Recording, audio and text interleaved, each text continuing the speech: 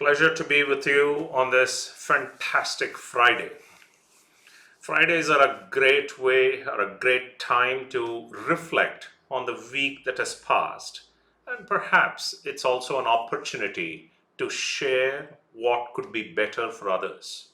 And in that spirit of caring and sharing, I wanted to share something that others felt was very useful to them. And this was part of a coaching session that we had specifically around sales coaching. So, this was a team that had had a CXO conversation, specifically the Chief Operating Officer. And they were coming in and saying, "Oh, we want to share all of the goodness that we saw in that meeting." I took a step back and gotten permission from them to say, would it be all right if I coached you on this meeting and its outcomes? So there were a few questions that I had asked that I believe would be useful for all of you, and which is why I'm sharing it in this video. So this was the entire team. So this is the value added team, as they call it, which is the account executive, which is all of the different team members who are serving this particular customer. The first question that I had for them is, hey, it appears to me that you've had a good meeting with this COO. Help me understand what specifically are the actions that the customer committed to at the end of the meeting. There was a silence as people started thinking. But the good news about this team is that they could speak openly and showcase vulnerability. They were kind enough to say, you know what, Venkat?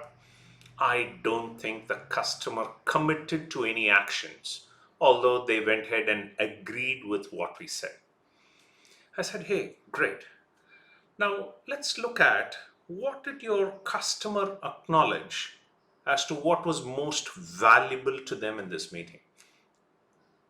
And that is when that got them thinking to say, hey, we shared a lot, we had a presentation, we had the best slides, but did we really check what the customer found to be most valuable? Right. The third question that I asked is, what was your customer's suggestions on what could be next steps for you? This is all about saying, did the customer find enough value for them to suggest what should be the next 3 steps? And it's interesting that the customer was mostly in receptive mode. They were not suggesting anything to this company that was working with them. The last couple of questions was to just stretch the team's thinking. I said, how has your customer branded your project? Now that got them thinking, and they really realized that, hey, this is not when the customer is branding the project, it is all about them making this a business priority. This was them making sure that people are aligned behind the brand and the project, that it is something that they could invest on. Correct? So that's an action they took on themselves to say, how could they help the customer brand this project to make it an organizational priority? Lastly, given that there were so many people on the call, I wanted to understand what specifically did they pick up during that call. The next question to the team was, hey, what were the unarticulated risks that each one of you intuitively picked up in this customer conversation? And we got together a huge list because every person had a different lens to viewing this particular conversation, and they had intuitively picked up certain risks based on the customer conversation.